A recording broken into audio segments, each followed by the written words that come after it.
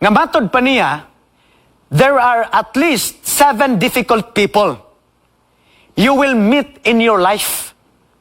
7 difficult people you will meet in the church. 7 difficult people you will meet in the community. 7 difficult people you will meet in your family before going to heaven.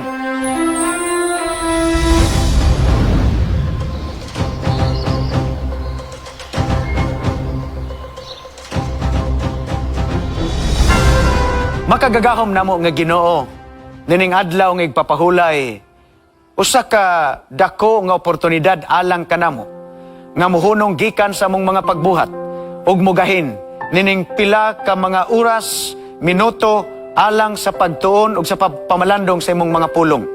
Gitalikdan namo ang mga kalihukan namo sa among panimalay, ang among mga pagpanarbaho, ang among mga negosyo, aron igahin kining oras alang lang gayud sa pagsimba o sa pagdaig kanimo.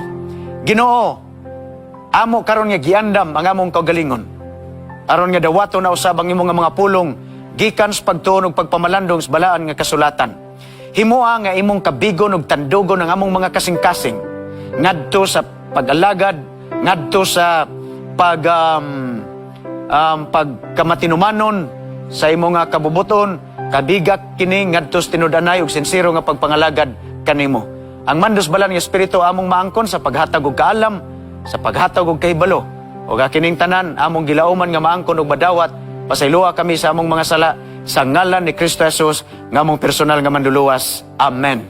Panimbayas tanan og pagpangumusta mga kaigsunan diha kaninyo. Katapusan nato karon nga pagtuon ato kiniguluhan, the beloved man. Usa ka tawo nga suod kinabuhi ni Ginoong Hesus. Usa ka tawo nga makaingon kita nga dunay pinasahi nga luna, pinasahi nga lugar diha sa pagministeryo ni Ginoong Hesus dinhi sa yuta. Adto nga miagi nga mga adlaw atong gisgutan ang kinabuhi ni Simon Peter. Usa siya sa nahimong suod sa Ginoo, pero kini nga atong hisgutan nga kinabuhi karon manghigala lahi na sab kini nga hutong sa sugilanon sa usa sa mga tinun-an ni Kristo nga duna kitay makuha pod nga pagtulunan sa iyang kinabuhi o sa iyang nga sugilanon diin wala na sila sa kalibutan, nangamatay na, ug dugay nang imipahulay mga kaigsunan, ug hangtod karon nagpaabot pa man sila sa pagbalik sa Ginoo, pero ang ilang nga sugilanon wala nato malimti kay nakaukit kinis kasaysayan sa Kristyanismo ug sa kasaysayan sa kalibutan. Ug gani kini ilang mga ngalan nganong wala gid nato malimti kay nakarekord kinis balaan nga kasulatan, kay nagbilin sila ligasiya. Nagbilin sila maayo nga tunog. Di ang mga tunog nga ilang gibilin mga kaigsunan nindot nga subayon tungod kay nahimo kining inspirasyon alang kanato. Doon na sila gibilin nga maayong pagtulunan sa ato. Doon na sila gipakita nga maayong nga ehemplo sa ato nga pagkinabuhi. Kay ang ilang kinabuhi kinahanglan mahimong salamin. Mutan-aw ta atong panaminan ang ilang pagkinabuhi. Kay kung ila kining nakabot sa ilang pagpangalagad sa Ginoo, walay imposible nganong dili nato makabot sa ato nga kinabuhi. Kay kung nahimo kini nila, mahimo usab kini nato. Kung nasinatian man ni nila, pwede mahimo po ni natong masinatian sa tabang sa grasya o gahom sa ato nga Ginoo. The beloved man. Kinsa man ni siya mga kaigsuonan. Sa dili pa nako na siya hisgutan ang iyang ngalan. Ngadto una ta sa kanang gitawag og the 7 difficult people. Ako ning hinulam gikan kang Pastor Luwel Tives, kamo nga nakailan niya. Pastor Luwel Tives was once the youth director of Central Philippine Union Conference, at the same time Family Ministries Director. Unya, mi-migrate ngadto sa US, nag-church pastor siya dito sa Filipino American East Day Church, and currently wala na ko masayod og asa na siya nga na destino, na-retire na ba siya or asa. Pero during sa iyang pagkandak og week of prayer sa Central Philippine Adventist College na sa Alegria, Murcia, Negros Occidental, diin didto nag-graduate ang inyong ubos nga alagad niadtong 2012. Central Philippine Adventist College, ako po nagipasalamatan nga pinaagi sa ato nga mga mentors, mga professors and instructors diha. Nagiyahan kita sa atong ministeryo, hangtod nga nahimo kitang malampuson ug hangtod nga naabot kita sa atong pagpanarbaho hangtod karon. So greetings ug pagpanimbaya diha sa ato nga mga faculty and staff sa Central Philippine Adventist College sa Alegria, Murcia, Negros Occidental. So one time student week of devotion. So that was a week of prayer. And our speaker was Pastor Luel Tives. And that time, he was the church pastor of the Filipino church in Seattle, Washington, sa United States. Siya ang church pastor. And he was invited to be the speaker of our week of prayer in Central Philippine Adventist College sa CPAC. And during one of the presentations, iyang gi-share nga matod pa niya, there are at least 7 difficult people you will meet in your life. 7 difficult people you will meet in the church. 7 difficult people you will meet in the community. 7 difficult people you will meet in your family before going to heaven. So, naguna-huna na dayon ko, sa maning 7 difficult people, unsa man kaning klasihas mga tao, kinsa man kani sila, unsa ilang mga kinaiyahan, unsa ilang mga batasan. So, ako niadto nga, first year pa lang ko nga college sa ako nga pagka-theology. So, mura kog, na bang, na-attract ang akong attention, pag-introduce niya nga there are 7 difficult people you will encounter in your life before you go to heaven.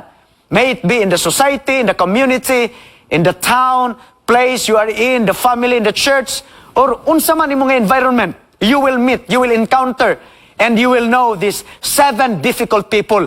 7 kabuok nga lisod. Lisod ba? Lisod nga tao nga imong ikahibalag. I don't know yun sa pag-describe ni, pero later, doon na sa gipang-introduce nga mga ngalan.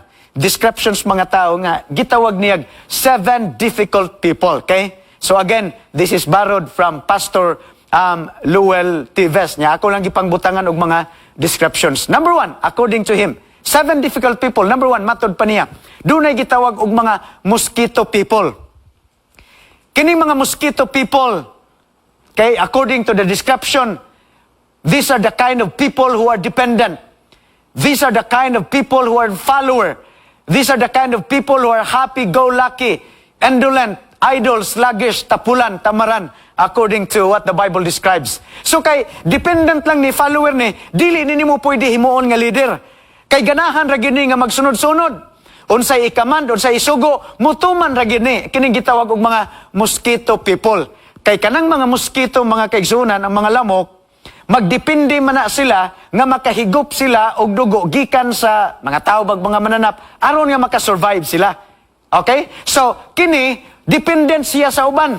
Follower kung sa organizational leadership or sa ecclesiastical leadership, follower ni siya. Sunod-sunod, happy-go-lucky like, okay ra unsay mahitabo. Dili siya ma-stress, mga kaisunan. Kung unsay naa, okay ra na. Ang problema, kay kini nga klases mga tao, mga igala, gidescribe pod sa Biblia og indolent, idle, sluggish, like, dunay pagkatapulan, dunay pagkatamaran. Nga naman, kay kung tinto na ni sila, unsay naa. Di na sila ganahan mo adventure pa, o kanabang dugang, pag-adventure, pag unsay madugang, ma-improve mga kaigsunan, wala, kay ni sila, ani kay, unsay naa, okay na. Kontento, okay? Mosquito people. Ang sunod mga kaigsunan, gitawag ni the know-it-all people. These are the kind of people who are highly opinionated. These are the kind of people who cannot accept others' opinion. These are the kind of people who easily identify mistakes of others. These are the kind of people who have the spirit of criticism. These are the kind of people who aims to be at the top and they are considered to be an autocratic leader. Mga tao, mga kaigsunan, nga alang sa ilang kaugalingon daw, daghan nagid kayo silag nahibaluan. Mao na nga kung musulti silag mga suggestions, daw ang ilarag yung suggestion mao insakto, nga sayop ang uban diha nga member sa committee. Dili makadawat og suggestion sa uban og opinion, nga numan, kay alang niya, ang iyarag sakto. Ang uban, dili kayo sakto. O baka sayop. Unya, dali po ning makabantay og sayop sa uban. Dali po ning makabantay og kanabang problema sa usa ka program, sa leadership, sa church, sa family, bisag asa. Dali kay ning makabantay. And tungod kay dali makabantay, highly opinionated, doon na ni sa spirit of criticism. Dali kayong manaway. Or mahilig manaway. Oh, ganahan gini sila nga na sila sa taas. Ganahan gini nga ma-recognize silang mga opinion, ma-recognize ang ilang contribution, ma-recognize ang significance sa ilang presence sa usa ka committee. The know-it-all people. Mao nang ikaduha, mga kaigsuonan. Adto tas number 3. The number 3, gitawag din nila the scorpion people. And what are the characteristics of this kind of people according to the description? These are the kind of people who are pretending to approve plans, but they keep murmuring when not in a group. These are the kind of people who likes to discuss the personal details of others' lives. They are a friend at your presence, but an enemy when you're gone. Mga klasinis, mga tao nga, saning scorpion sa Bisaya, alakdan, alakran sa Cebuano, or unsa nay term diha sa inyo nga pinulungan. Nga naman kay kini kunog mamahit mga higala, kini nga mananap, ang gamito niya ang iyang ikog, ang iyang aloyo. So, sa description, kini nga klases mga tao, these are the kind of people who pretends that they approve the plans. Muuyon sila diha sa meeting. Pero kung wala na diha sa meeting, magyaw-yaw na. Kay wala di ay siya kauyon sa nauyunan dito panahon sa meeting. Pero dito, wala ning sulti. Unya, ganahan kayo ni sila nga mag-istoryahan na kinabuhi sa uban nga mga tao. And these are the people who are a friend at your presence, but an enemy when you're gone. So ato ning bantayan. Kay murag maayo kayo ni nga mo hibalag, mo istoryas ato mga kaigsuunan kung naatas atubangan. Pero kung tuwa na ganis layo, wala na pod siya maayo na kayong mo istorya sa mga detalye against sa imo, kay wala na kadiha sa iyang presence. Number 3 na. Adto tas number 4. Ang number 4 gitawag ni the barky dog people. The barky dog. Sa maning the barky dog? These are the kind of people who keeps saying opinion. These are the kind of people who keeps asking question. These are the kind of people who always attacks people, always discourage people, but they did nothing. Maayo kayong muhatag suggestion, maayo kayong muhatag opinion, maayo kayong mangutana, maayo kayong mo cross-examine, basta dunay mga suggestion, dunay mga plano, pero dali nga mo discourage ng mga tao. Unya daling muhatag mga opinion, suggestion, unsa pa na, mga kaigsunan, pero wala kayo'y gikatabang. Wala kayo'y gi-contribute. Wala kayo'y gihimo. The barky dog, no? Ang kining mga ero, kay sige ra magini silag paghot. Unya di ay, walay nahimo nga contribution og maayo. Number 5, adto tas number 5, the cannibal. Dili ni carnival. Kining cannibal, muranig mga tao bitaw nga, kanabang mangaon og kanang mga karnis, mga jungle, unya, usahay, hasta ang mga karnis, mga tao, ilara pong kaunon. Tuanis, mga Amazon jungle, or kanang mga dagko na kayong mga lapad nga mga kalasangan, kasagaran dito ni sa mga South America, sa mga dagko nga mga lasang, wala na sa Philippines. So, cannibal, I don't know kung naa din sa Philippines. So, cannibal people, unsa may mga characteristics nila? These are the kind of people who talks personal details. People.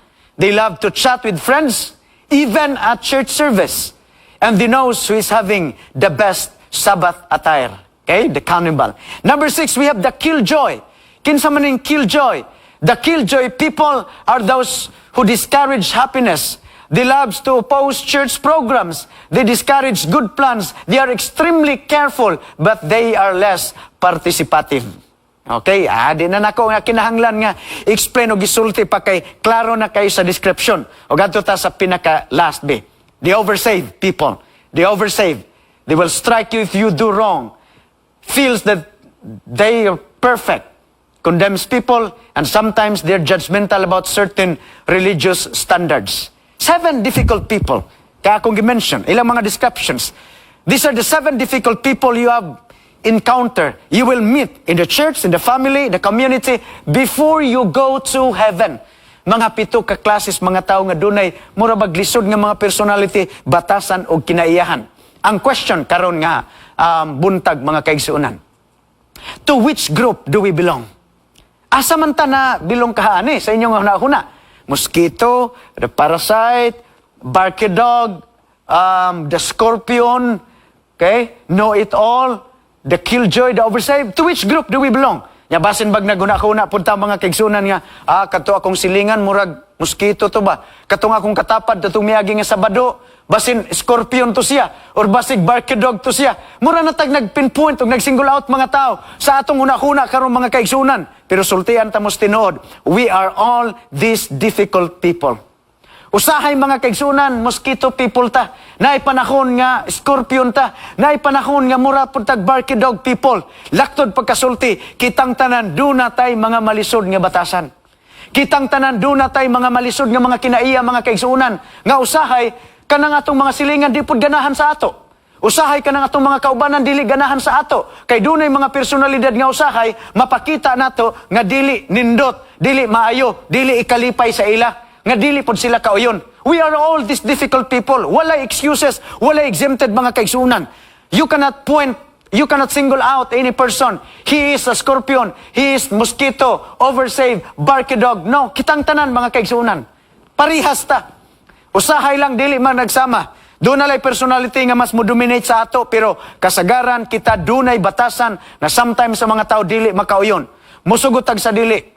Bisan pag unsa ka kabuutan tingali sa humble, but in the presence of many people, your friends, do naging mga panahon nga dili sila makauyon sa imong pinulungan, sa imong istorya, sa imong pakighabig nila.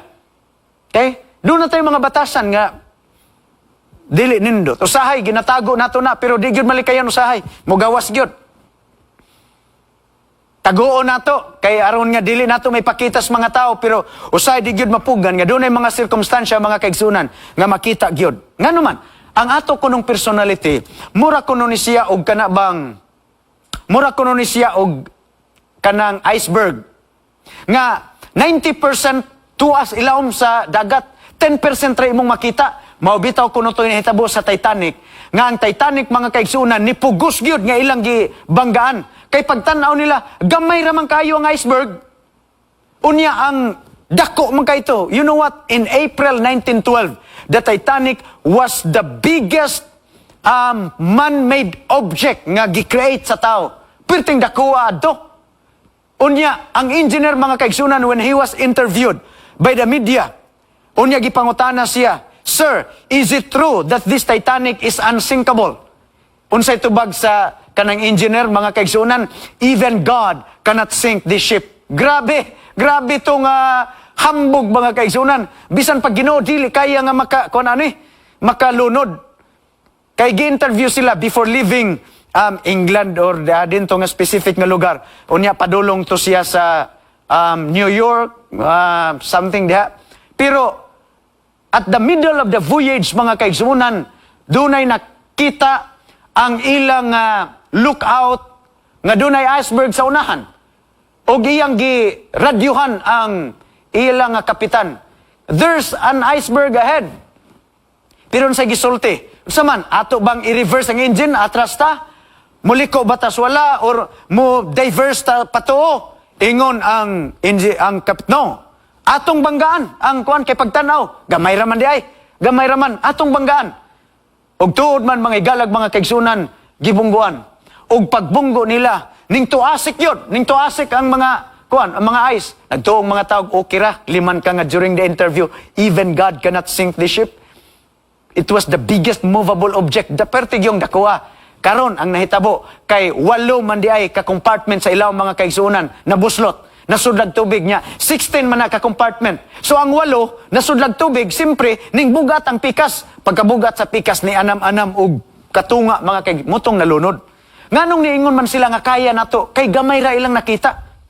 Ang 90% mga kaigsunan, tuwa sa ilawom. Muna nga pagbunggo nila, abi nila gamay ra, agoy, perti mang dakuha di ay sa ilawom. So that's why, naguba og na sudlan og tubig ang 8 ka compartments. Okay, 10% rin nakita, 90% to as ilawom. Ang atong mga personality, mga kaigsuunan, sama ana. 90% wa ni makita sa mga tao. Ang 10% rin na dayag, mga higalag, mga kaigsuunan. Muna nga usahay, dili gyud nato malikayan nga dunay mga sirkumstansya ng mga bati nato nga mga batasan o kinaiya makita, madayag, makita sa mga tao. So kay doon na tay mga negatibo. Doon na tayo mga kaluyahon, doon na tayo dili nindot nga mga batasan ug mga kinain. We are all these difficult people in the church, in the family, or even in the community.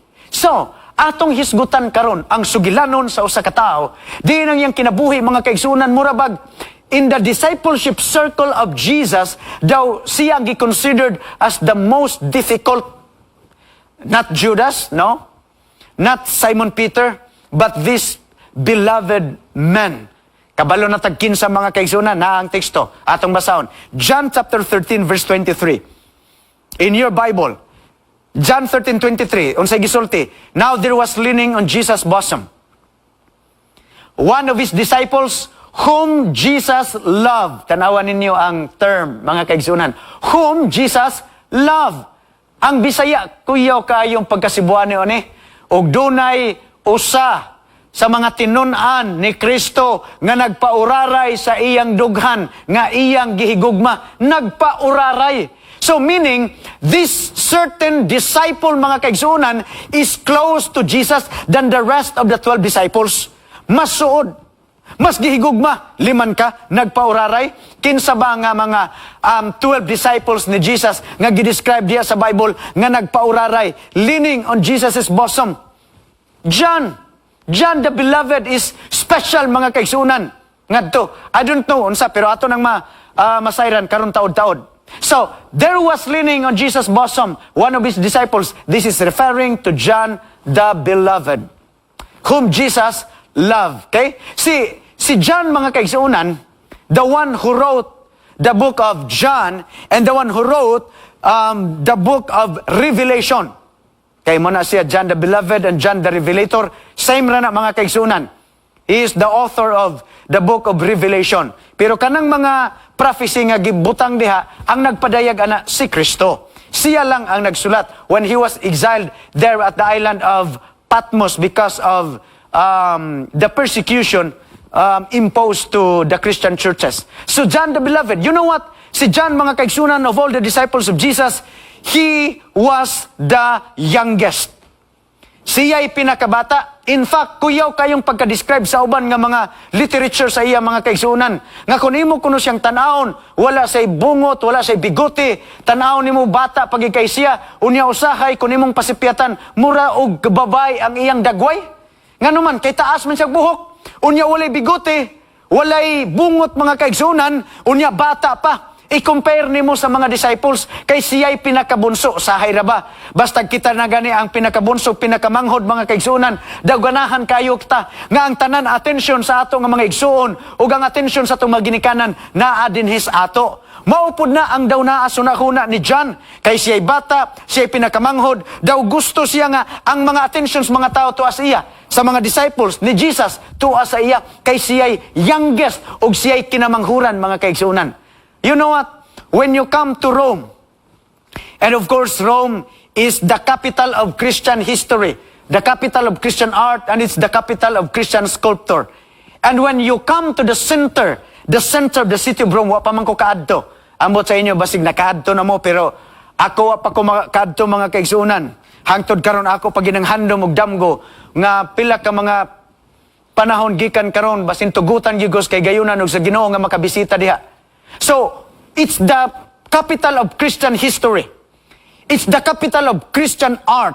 And when you go to the center of the city, and if you go, didto gyud sa kanang mga dagko, gikay nila nga mga simbahan, adto mo, and you get closer to the painting or the sculpture of the 12 disciples, abot ka dito, you can observe that in all of these portraits, in all of this art that depicts the Last Supper and the 12 disciples of Jesus, John is always being described as the youngest of all. Okay? And like, his face is just like a woman's face. So makita nimo, naaman siya naglingkod sa tuo nga bahin ni Jesus. And you will know later, nganong naa siya sa tuo ni Jesus naglingkod. Tungod, mga kaigsunan, kay dunay kana bang, mahibawan ra ni nato ang details, taod-taod, nganong naa siya sa tuo? Nganong maunay ilang seating arrangement, mga kaigsunan, ato ning masayran unya?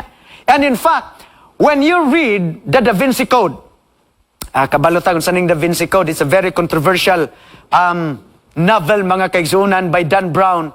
Kay Dan Brown, he is a writer and kasagaran sa iyang mga literatures kay mga fictions man. So, mingon gitag fiction, dili tinuod. And you know what? Sa iyang Da Vinci Code nga novel, iyang gidescribe dito si John as having a woman's face. Uyo kay iyang pagka-describe, no?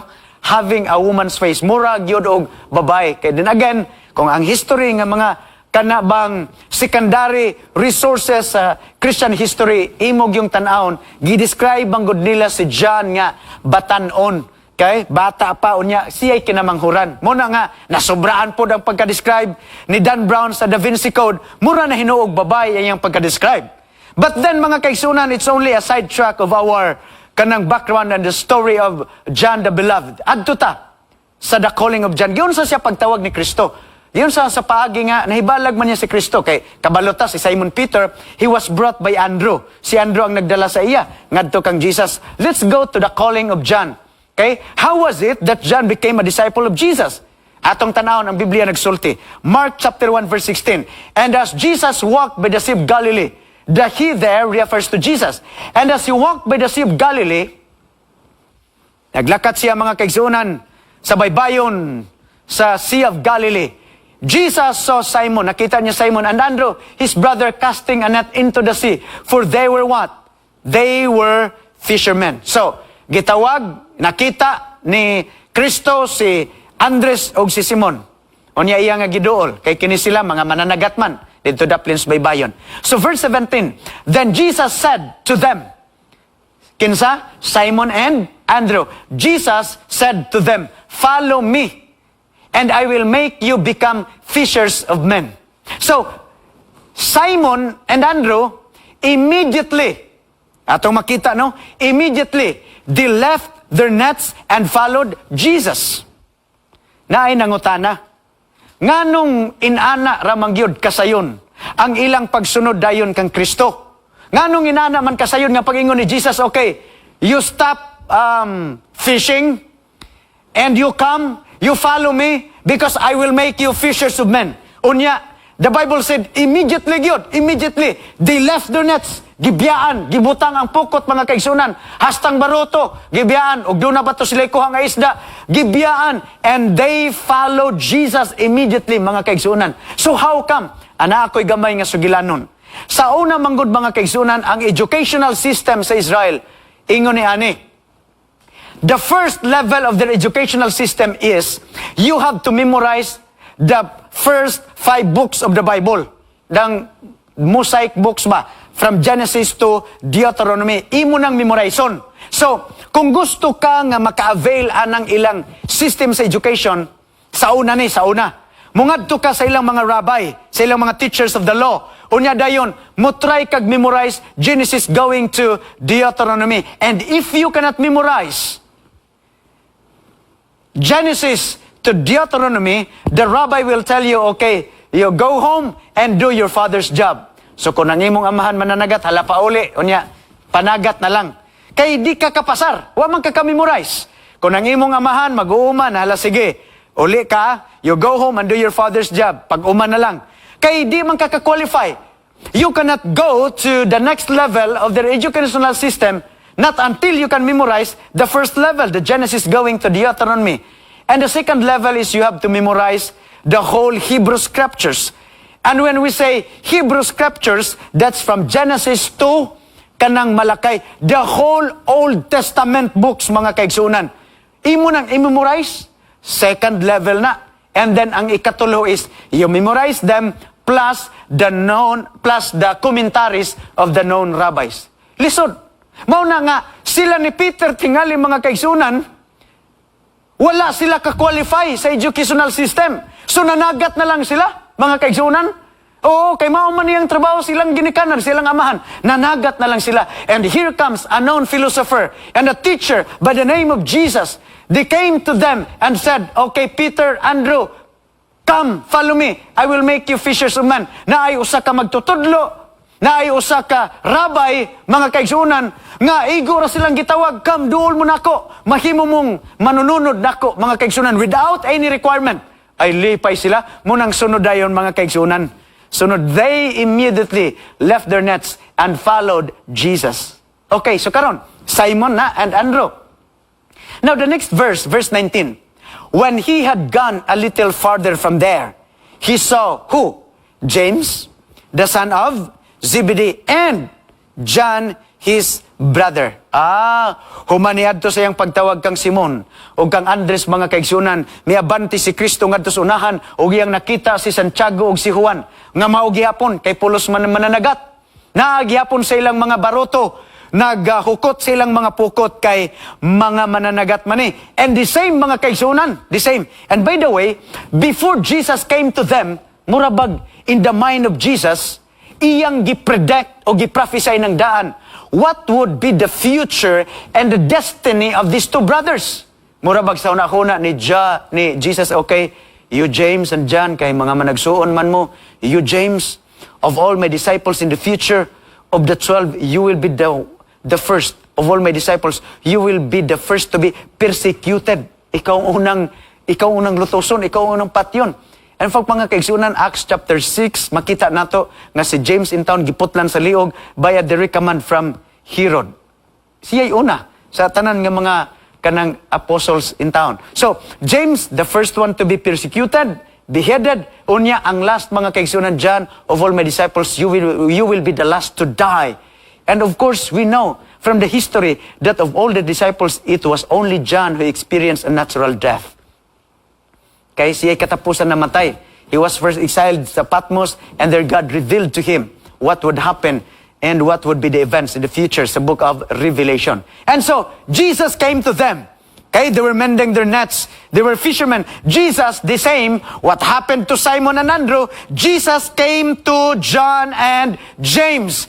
And immediately when Jesus said, you come, you follow me as a teacher, follow me as a rabbi, and I will make you become fishers of men. You will be my disciple, you will become my follower. So no requirements, no memorizing of the Genesis to Deuteronomy. What we need is only your willing obedience. Musunod na mo. And immediately, mga kaigsunan, the Bible said, Mark chapter 1 verse 20, and immediately he called them, and they left their father Zebedee in the boat with the hired servants, and they went after Jesus, and they followed Jesus. Again, this is the calling of John and the disciples. So, after Jesus composed the 12, nakumplito na ang 12 ka mga apostolis, mga kaigsunan. Napili na niya. Nakumplito na tanan. Di na natunganlan kay daghan sila. But Andrew, Simon, James, and John were part of the 12 disciples. After nakumplito, God gave them nicknames. So, gusto ko ngayon yung sundan. Jesus gave them nicknames. Ako na ko'y angga, mga kaigsunan, ang ako ngan is Titing. So dito sa mga lugar, dili kayo mo makailag, Jumar, mailhan ninyo, Titing. Nickname. Jesus gave them names, tanawa. Mark 3:16, to Simon, to whom he gave the name what? Peter. So, his name is actually Simon. Peter is only his last name or nickname from Jesus. Gikan sa Ginoo. And this is according to the character possessed by each individual. Ang ilang mga surname. According to the character or sometimes according to the place where they come from. Mauna ang paghatag nilag mga apelyido. But in the case of the disciples of Jesus, God gave them nicknames according to their characteristics, sumala sa ilang mga pamatasan o kinaiya. And early in this presentation, we have mentioned about the difficult person that we are going to encounter. In short, atong gi-plaster nga kita doon na tayo mga kinaihan o mga batasan. Same also with the disciples.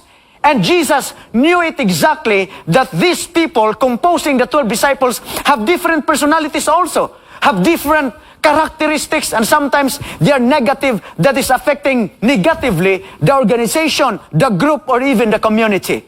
So to Simon, he gave the name what? Peter. And what does Peter mean?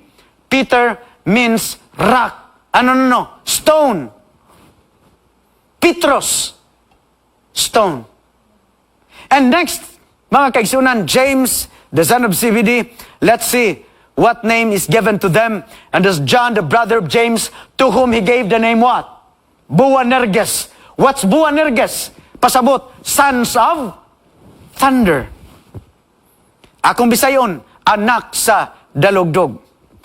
Tingali, if it's Jesus who will give you the nickname, and the name will be given to you is you are sons of thunder, I don't know what will be your reaction. Malipay ba ka? Ma-inspire ba ka ng imong ngalan, anak sa dalugdog? Kay usahay gani kung nganan, ay, anak ng dalugdog, anak ng kilot. Murabag yung di, maayo paminahon mga kaigsunan. And God said to James and John, okay, John, James, you are Boanerges, sons of thunder.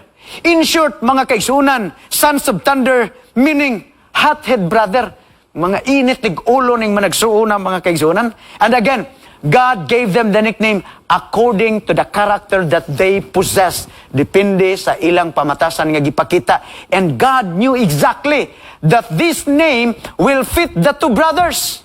Sons of thunder, hothead brothers, mga kaigsunan. And we will know later nga nung gitawag sila hothead brothers. Why? Because John had serious defects. John had character defects. And John, maybe mga kaigsunan, doon na siya behavioral and attitude defects. Doon na siya problema. Doon na depikto yung kinaiyakan mga kaigsunan o ang iyang personality. But the nice thing is that even though John has serious defects, John has character defects, but he ended his life not only in the discipleship circle of Jesus, but he ended his life as the most or the closest disciple to the heart of Jesus of all his apostles. Nindot na.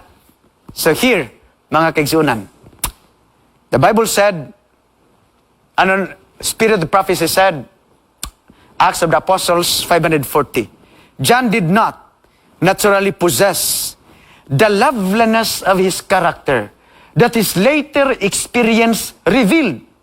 Why? Because by nature, he had serious what? Defects. So, ang sulti ni Ellen White, later sa iyang kinabuhi, mga kaigsunan, maayo na ang iyang batasan. Maayo na ang iyang karakter, mga kaigsunan. But before na-transform ang iyang character, originally, by nature, mga kaigsunan, John had serious defects. John had character defects, mga kaigsunan. Same sa ato nga tanan. And Ellen White said, what's the character of John? Ellen White described him as this. John was proud.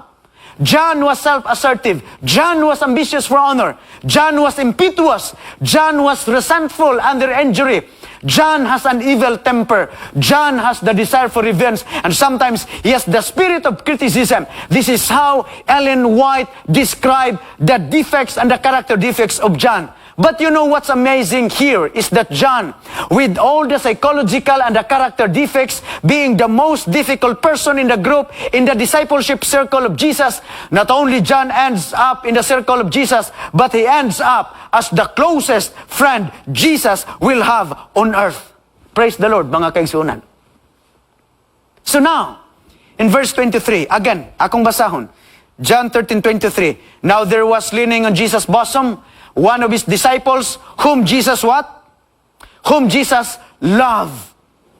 Whom Jesus loved. Kinsa na? John the Beloved. So, one time, ato ning tanawon, nga nung gidescribe sila as sons of thunder or hothead brothers. One time, after a very long and tiring day of the ministry of Jesus, James and John came to Jesus privately. In short, they separated themselves from the group. They separated Jesus from the group because they want to ask something. And when Peter noticed that they separated Jesus privately from the rest of the group, Simon Peter wanted to join them. But John said, Peter, you stay with the disciples, you stay with the rest of the group. Because this thing that we would want to ask to Jesus is a private thing. Kami-kami lang usa. Diha lang usa ka draw. Pabilin lang siya diha draw. Kay kami ni Santiago, doon na mituyo importante. And what's the matter, mga kaigsunan? You know what? Very interestingly, ilang gisiparit si Ginoong Hesus kay doon na sila gipangutana nga importante kaayo nga pangutana. And this is the question, mga kaigsunan. Mark chapter 10 verse 35. And he said to them, what do you want me to do for you? What do you want me to do for you? Unsa may gusto ninyo nga himuon ako para sa inyo? And this is the question of Jesus. And observe, tanawan ninyo unsay tubag nilang duha, mga kaigsunan, ano ni John. And they said to him, Lord, grant us that we may sit one on your right hand and the other on your what? Left in your glory. Pagkakuyaw silang hangyo, mga kaigsunan, Lord, gusto namo nga nigbalik nimo dito sa langit. Ako nga si John maglingkod sa to ni mga bahin sa mga kamot. Unya nga akong igsuon nga si Santiago mulingkod siya didto sa wala. In short, these two brothers wanted to occupy the highest position next to Jesus in the kingdom of heaven. Wow! What a very daring request, mga kaigsunan. And the audacity of these two brothers to ask that request. And Jesus had 12 disciples. That's why Jesus said to them, who told you that you will occupy the highest position in the kingdom of heaven? I got 12 disciples. 12 ang akong mga apostoles. I got 12 disciples, and who told you that you will be sitting next to me? You will be sitting on my right and your left, occupying the highest position in heaven next to me. Who told you that? I got 12 disciples. Ingon day si Jesus, mga kaigsunan, if you want to be the greatest in the kingdom of heaven, you must be the humblest on earth. Diha na nasulti ni Kristo na nga pulong. If you want to be great in the kingdom of heaven, you must be the slave. You must be the servant on earth. Gusto ka, ikaw labaw dito sa langit, kinahanglan din sa yuta, mapailubon ka, sulugon ka, mapainubsanon ka din sa yuta. O ka na nga pulong, mga kaigsunan, sultihan tamos tinuod. Gisilsil gina ni John sa iyang unahuna. Kay gusto gid siya nga maglingkod nga suod kayo kang Kristo. Munang naningkamot siya nga dinhi sa yuta, mga kaigsunan. Sumalas gipamulong ni Kristo, siya mahimong mapainubsanon ug mapailubon sa iyang pamatasan. Sa dihang nakadungog ang mga 10 disciples, mga kaigsunan, the 10 heard it and they began to greatly displeased with James and John. Mura silag nalain ug nahiubos. Nganong ikaw raman, nga daghan man ta. And again, Jesus said, whoever of you desires to be first in heaven shall be slave of all. Katong gusto nga magunas langit, kinahanglan, dinis yuta. Unsa mo? Mapailubon.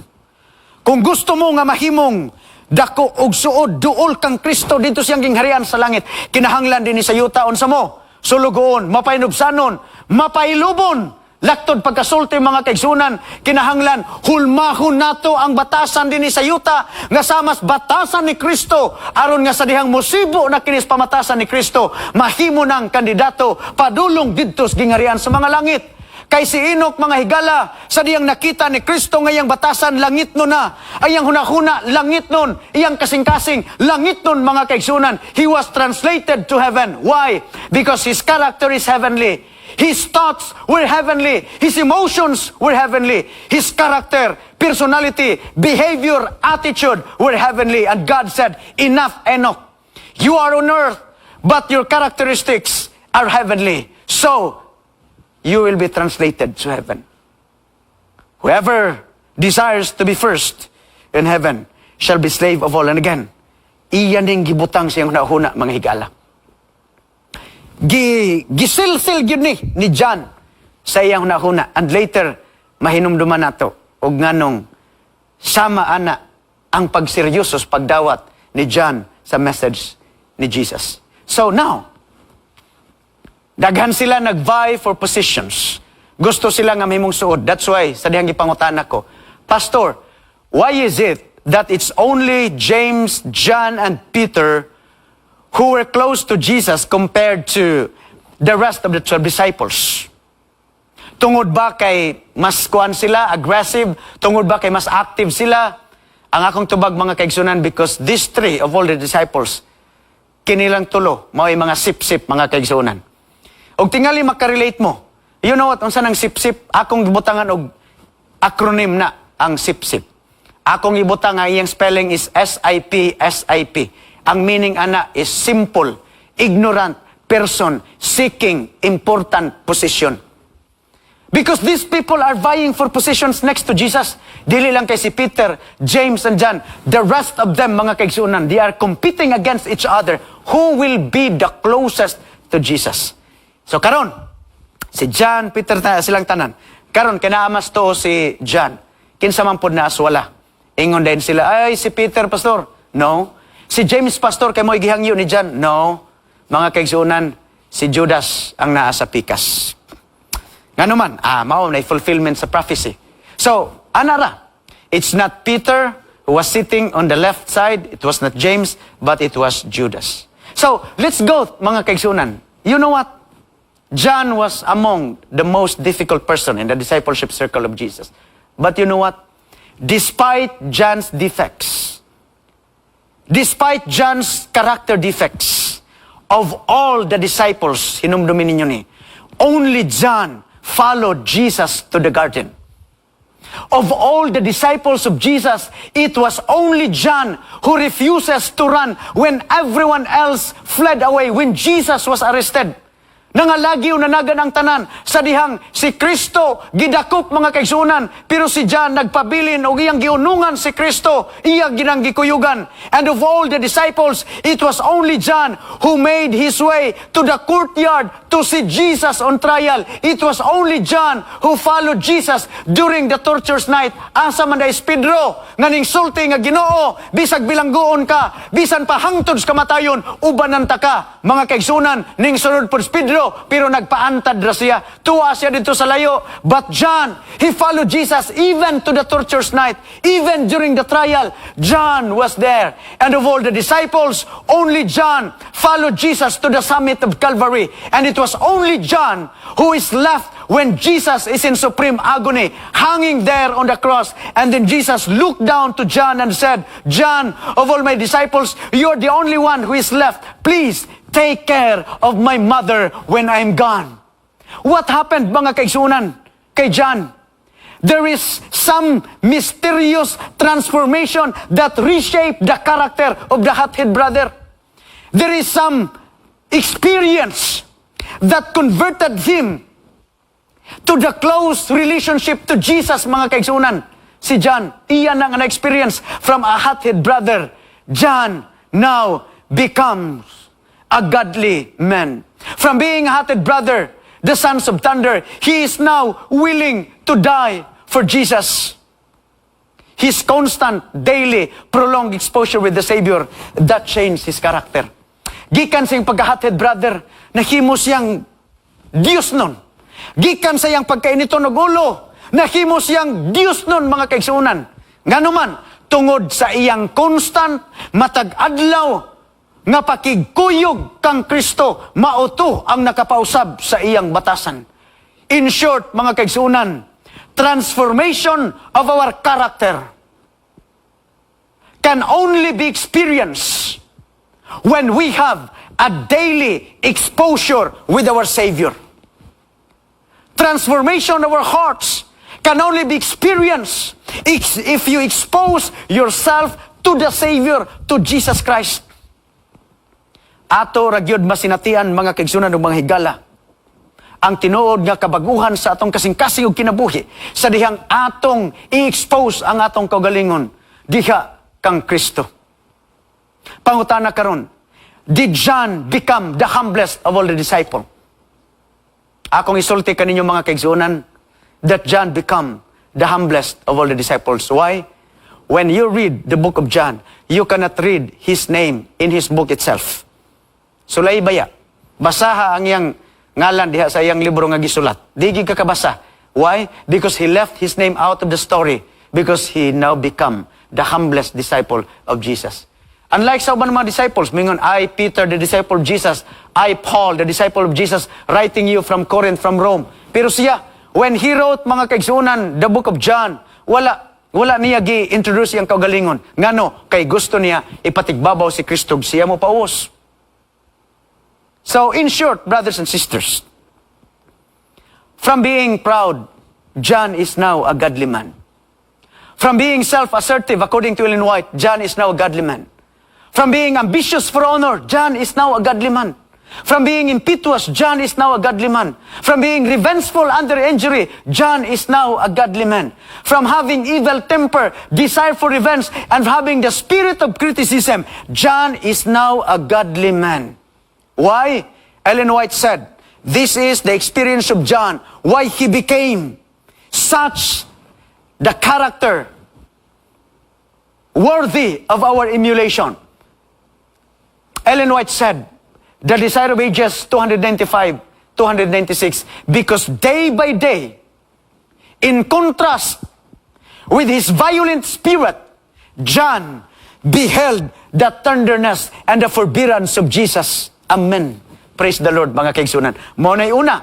Ikaduha, ingon si Ellen White, day by day, John heard the lessons of humility and patience of Jesus. Third, unsa pa? Day by day, John opened his heart to the divine influence of the Savior. And number 4, John himself was hidden in Christ. Gitago niya, gipakita ang mga tao. Nga naman, nahimo siyang mapainom siyang mapailubon. And number 5, he learned to wear the yoke of Christ, mga kaigsunan ug mga higala. So, in his attitude of being difficult, Jesus kept on loving him. In his pride, Jesus kept on loving him. In his shortcoming, Jesus kept on loving him. In his revengeful spirit, brothers and sisters, Jesus kept on loving John. Brothers and sisters, like John, we too are proud. Brothers and sisters, like John, we are also self-assertive. Like John, we are ambitious for honor. We are ambitious for position. Like John, we are impetuous. Like John, we are resentful under injury. Like John, we have evil temper. And like John, we have the spirit of revenge and the spirit of criticism. But like John, brothers and sisters, we can also be changed by the grace and the power of Jesus Christ in our life. Sama kang dyan, mabag-o ta. Sama kang dyan, makabig ta. Sama kang dyan, mga kaigsunan, maputli ang atong kasing-kasing pinagis gahom ug sa grasya sa atong Ginoo nga si Kristo. Sa unsang paagi, by his exposure, prolonged exposure with the Savior, John was able to change himself. For 3.5 years, he was able to change himself. Ako mga kaigsunan, dili ko makaingon that I can change myself in 3 years. And for sure, you cannot also say that you can change yourself in 3 years. And we cannot change our life for 3 years. But John, he was able to experience that genuine change and transformation because of the grace and the power and the mercy of Jesus. Because he exposed himself daily, every day, to the Savior, brothers and sisters. Then again, ako na ning gisulti. True transformation, genuine change of our character, our hearts can only be experienced if we expose ourselves to Jesus Christ, our Savior. Kay wa mangyulain, makabag-o, makakabig sa atong kasing-kasing mga igalag, mga kaigsuunan, si Kristo ra. Si Kristo ra. Friends, I want to change now. Gusto ko nga, ang akong kasing-kasing mismo mabago. And if you want to experience that, you pray to God and you ask it to Jesus, Lord, I want to change now. I want to experience a transformational experience just like the experience that reshaped the character of John. I want to experience that one. I want my heart to be cleansed. I want my heart to be changed just like the prayer of David. Lord, create in me a clean heart. It's our prayer. It's your prayer, mga kaigsunan. Ato nang ihatag ganito sa Ginoo. Kaya ang Dios ra gyud mao'y makabagog, makahatag ni ana sa ato nga kinabuhi. I want to change now. Why? Because Lord, I want to sit next to Jesus in the kingdom of heaven. Gusto ko nga makalingkod. Gusto ko nga suod kang Kristo unya inigabot niya dinhi sa yuta. And that only can be experienced if you are close, if you are exposed to the Savior day by day in your life. And one night, brothers and sisters, Nicodemus came to Jesus and asked this very important question, Lord, what shall I do in order to enter the kingdom of God? And Jesus said, most assuredly I say to you, that unless one is born of the water and the Spirit, he cannot enter the kingdom of God. Sultihan ko ikaw, Nicodemo, nga gawas ko ng tao, matao pinagistubig og Espiritu, dili siya makasulod sa gingarihan sa Dios. And born of the water means baptism, but born of the Spirit means conversion. Ang imong kasing-kasing na bag-o, ang imong kasing-kasing na kabig, kay uban, tinuod mga kaigsunan, they were baptized. They were born under the water, but they were not born by the Spirit. Why? Their hearts were not converted. Their hearts were not changed. Their hearts were not transformed, mga kaigsunan. And so we have experienced the first requirement. We were born under the water. We were baptized. But the question is, are we born also of the Spirit? Natao ba ta, pinaagi sa Espiritu? Nakabig bang atong kasing-kasing? Naputli bang atong kasing-kasing? Na-transform bang atong kasing-kasing? Na-transform bang atong batasan? Na-transform bang atong mga kinaiya, mga kaigsunan? Because that's a manifestation and an evidence that you are truly converted to Jesus. And you cannot enter the kingdom of God. So, let's ask God and let's pray that Jesus will renew our spirit, that God will create a new heart within us. Muna atong gikinahanglan mga kaigsunan, nga kini atong mga batasan nga dili nindot ug mga kinaiya nga mga laway, ato ning idangop ngadto kang Kristo. Aron niya ning ilisan, iya ning bag-ohon, pinaagi siyang gahom, pinaagi siyang grasya. Kay kun ato ning ikumpisal og itugyan ngadto kang Kristo, wala imposible sa iya nga gahom, kay nagsaad siya nga kun imong ikumpisal ang imong mga kasalanan, si Kristo matinud-anon gayod sa pagpasaylo kanimo og sa tanan nimo nga mga kalapasan. And that's the love of Jesus. That's His mercy. That's His grace, mga kaigsunan, nga naggakos og nagtabon sa atong pagkamakasasala. And this last presentation, I would like to appeal to you. Open your heart to Jesus. Open your life to Jesus. Because it's only in Jesus that you will find hope. It's only in Jesus that you will find true direction of your life. It's only in Jesus that you can find light into your way. It's only in Jesus, and it's only Jesus that offers you the gift of eternal life, brothers and sisters. Si Kristo lamang ang tinubdan sa tinuod nga paglaom. Si Kristo lamang ang tinuod nga tinubdan sa maayo nga dalan. O si Kristo lamang ang tinubdan sa kinabuhi. O sa kinabuhing dayon nga atong gipaabot o atong gihandom sa ato nga kinabuhi. Mga kaigsunan o mga gala, hinaot nga doon na kamoy maayo nga experience ng mga kasinatian. Nining ato nga pagtuon sulod sa usa ka semana. O ginaot nga ang Dios mahimo ng dunay luna diha sa atong mga kasing-kasing.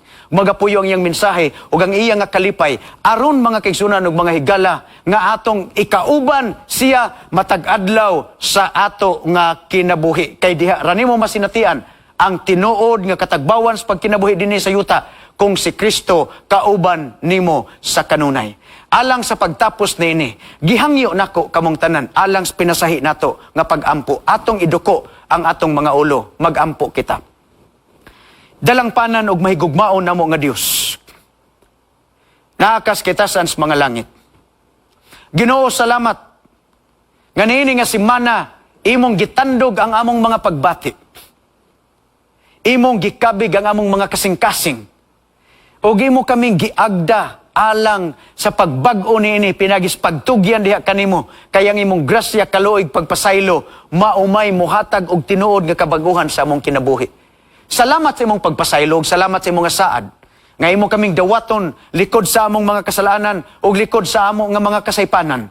Ginoo, sa imong atubangan among gikumpisal ang among mga kasalanan ug gidangop kanimo ang among mga malaway nga mga kinaiyahan ug pamatasan. Bag-uha ang among mga kasing-kasing.